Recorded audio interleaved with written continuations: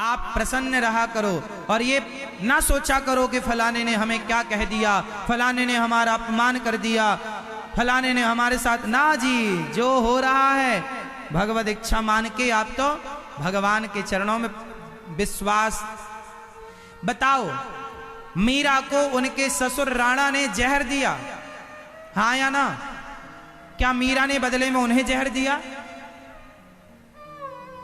नहीं। आप हमें जहर दीजिए तो क्या हम आपको भी जहर देंगे? यदि आपने हमें जहर दिया और हमने भी आपको जहर दे दिया तो आप में और हम में अंतर क्या रहा? हमारे भगवान है ना, विश्वास रखो भगवान पर।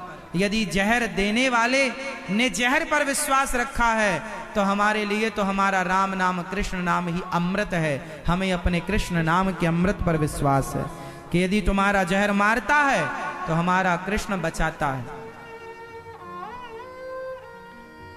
प्रिय भक्तों, महाभारत का युद्ध बहुत कुछ सिखाता है। महाभारत में एक और घटना घट गई।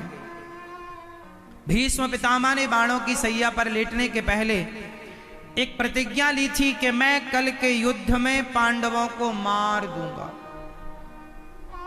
या तो कल का युद्ध मेरा अंतिम युद्ध होगा या पांडवों का अंतिम युद्ध होगा। खलबली मच गई कौरवों की सब सेना में, पांडवों की सेना में भी खलबली।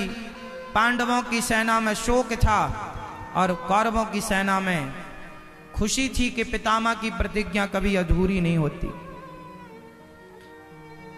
अर्जुन, भीम, नकुल, सहदेव सबको पता चला, पर सबको विश्वास था कि हमारे साथ भगवान है, गोविंद है।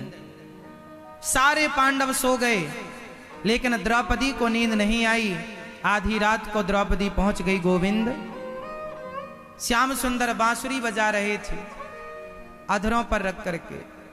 द्रौपदी ने कहा, गोविंद आपको पता है क्या, कल के युद्ध में मेरे पतियों की हत्या पितामह ने करने का संकल्प लिया है और पितामह की प्रतिज्ञा कभी अधूरी नहीं होती। भगवान ने कहा, द्रौपदी अब तू जान और तेरे पति जाने। द्रौपदी ने कहा, हे श्याम सुंदर, क्या हमारा भी कोई बल है? हमारे बल तो आप हो। हम किससे कहें? आपके सिवा हमारा इस धरती पर कौन है? गोविंद आपसे नहीं कहेंगी तो किससे कहेंगी? हे नाथ, अब तक बचाया है, क्या अब नहीं बचाओगे? भगवान ने कहा, द्रौपदी अब मैं नहीं बचाऊंगा, अब तुम स्वयं बचाओगी। मैं तो अबला नारी हूं, स्त्री हूं, मैं कैसे मैं युद्ध करूं क्या? ना बेटी, ना बहन, युद्ध करने की जरूरत ही नहीं है तुझे। तू बिना युद्ध किए सब जीत सकती है। कैसे पितामह, कैसे प्रभु? तू अच्छा मेरे संग चल। भगवान ने कहा, जरा लंबा सा घूंघट डाल लो और मेरे पीछे पीछे चलो। कहां ले जा रहे हो? बस सवाल मत करो, जैसा कहता हूं चलो। भगवान आगे आगे, माता द्रौपदी पीछे पीछे पीछे पीछे पीछे चलती चलती चलती चलती चलती चलती भीष्म पितामह के कमरे में पहुंच गए। द्वार पर जाकर गोविंद खड़े हो गए। द्रौपदी को इशारा किया, द्रौपदी जाओ अंदर और भीष्म पितामह को प्रणाम करो। भगवान से द्रौपदी ने कहा, कन्हैया, कल के युद्ध में पितामह ने मेरे पतियों को मारने की प्रतिज्ञा ली और आप कह रहे हैं उन्हें जाकर प्रणाम करो। जो मेरा सुहाग उजाड़ना चाहता है उसे मैं कैसे प्रणाम कर सकती हूं? भगवान ने कहा, द्रौपदी, क्या तुम्हारे अंदर भी ईर्ष्या द्वेष आ गया है? जाओ, कोई गलत भावना ना रखो, पितामह के लिए प्रणाम करके आओ। मैं यहीं बाहर तुम्हारा इंतजार करता हूं। द्रौपदी ने अपनी चरण पादुका द्वार पर उतारी और पितामह के कक्ष में चली गई। भगवान को लगा कि द्रौपदी की चरण पादुका है, कोई देख लेगा तो संदेह करेगा कि द्रौपदी पितामह से मिलने क्यों आई है। तो भगवान ने द्रौपदी की चरण पादुका उठाई और अपने हृदय से लगाकर पलट कर छिप करके खड़े हो गए। द्रौपदी गई और भीष्म पितामह को लंबा घूंघट डालकर प्रणाम किया। पितामह प्रणाम।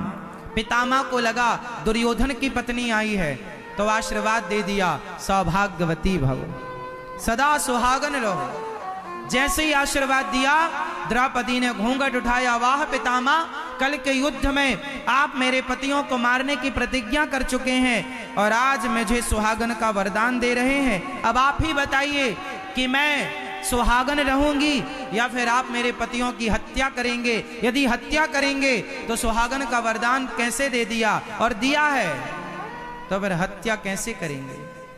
पितामह समझ गए, बेटी यहां तुम अकेली नहीं आई हो। दौड़कर बाहर निकल कर देखा तो भगवान छिपे थे। पितामह बोले, प्रभु आप, भगवान ने हाथों में कुछ दबा रखा था। पितामह ने ध्यान से देखा, किसी की चरण पादुका थी। भगवान ने कहा, पितामह ने कहा, ये चरण पादुका किसकी है? भगवान ने कहा, द्रौपदी की। अरे तो आपने छाती से क्यों लगा रखी है? भगवान ने कहा, पितामह भक्त की रक्षा के लिए उसकी चरण पादुका छाती से नहीं मस्तक से लगानी पड़े तो मैं माथे से लगाऊंगा। क्या करूं पितामह, मैं इन भक्तों के अधीन हूं।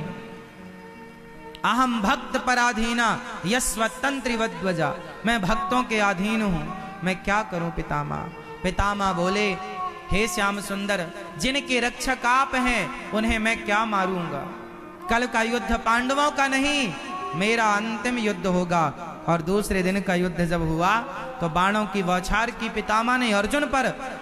तब भगवान ने देखा कि अर्जुन तो मारा जाएगा। तब रथ का पहिया लेकर के भगवान ने, पितामह की प्रतिज्ञा थी कि कन्हैया मैं आपको अस्त्र शस्त्र उठवा कर रहूंगा, अपनी प्रतिज्ञा तोड़ दी भगवान ने भक्त की प्रतिज्ञा के लिए। और भगवान ने पितामह की तरफ दौड़े। पितामह ने बाण चलाने बंद किए। अर्जुन ने बाणों की बरसात की, छलनी हो गया शरीर और पितामह बाणों की सैया पर लेट गए। भक्तों के लिए भगवान क्या क्या नहीं करते। इसलिए मेरी माँ, आप किसी से बदला ना लो, आप किसी के साथ ईर्ष्या द्वेष ना रखो, आप भगवान पर विश्वास रखो। जो आपके बारे में गलत सोचेंगे, जो आपको मिटाना चाहेंगे, यदि आपका विश्वास पक्का है तो भगवान पर जो नजर भी उठाकर देखता है, भगवान उसका सर्वनाश कर देते हैं। विश्वास रखिए भगवान पर। और एक बात ध्यान से सुनिएगा, भगवान के भक्तों से कभी पंगा मत लीजिएगा। भगवान कहते हैं, मुझे गाली दोगे मैं सहन कर लूंगा, मुझे लात मारो मैं बर्दाश्त कर लूंगा, पर मेरे भक्त को लात मारा, मेरे भक्त का अपमान किया, बर्दाश्त नहीं करूंगा। इसके बहुत सारे एग्जाम्पल हैं, उदाहरण से समझिएगा। एक भक्त है जिन्होंने भगवान को लात मारा। बताओ क्या नाम था उनका? मैया। वो कौन थे जिन्होंने भगवान को लात मारी है? मैया बताओ। काली मैया बताएंगी। मोबाइल चला रही हो मेरी माँ? चलो बताओ, बताओ भगवान को लात किसने मारी थी?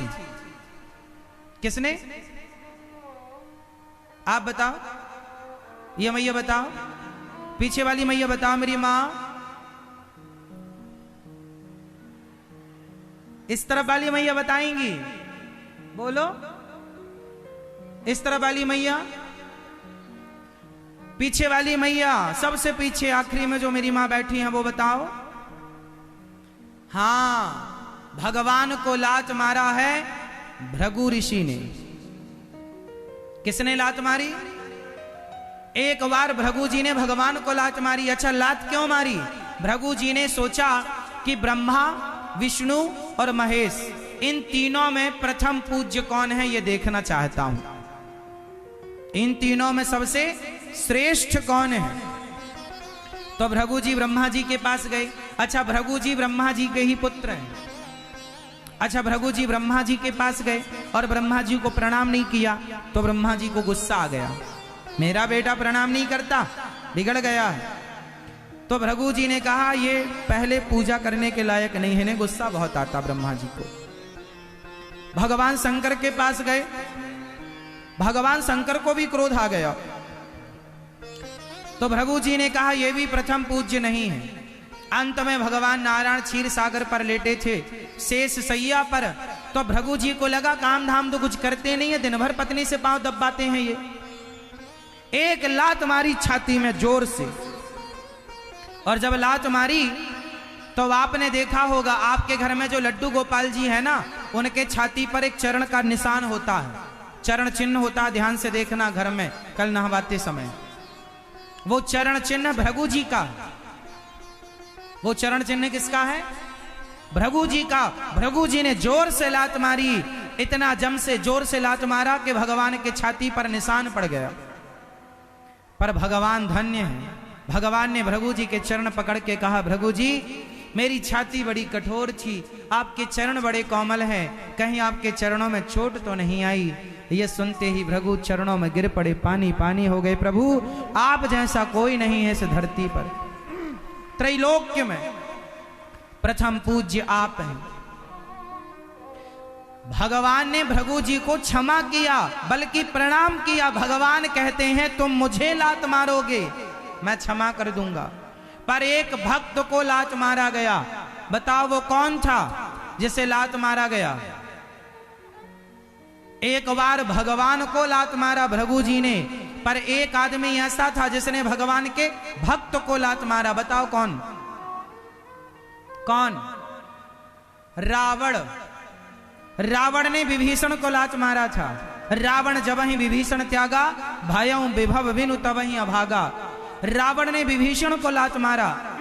भगवान ने कहा कि मुझे लात मारोगे मैं सहन कर लूंगा, पर मेरे भक्त को लात मारोगे सर्वनाश कर दूंगा। सर्वनाश कर दिया भगवान ने रावण का। अपना अपमान सहन कर लेते हैं भगवान, पर अपने भक्त का अपमान सहन नहीं करते। इसलिए भक्तों को जवाब देने की जरूरत नहीं है।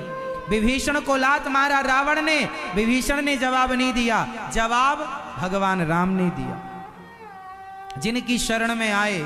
इसलिए भक्त किनकी शरण में रहते हैं?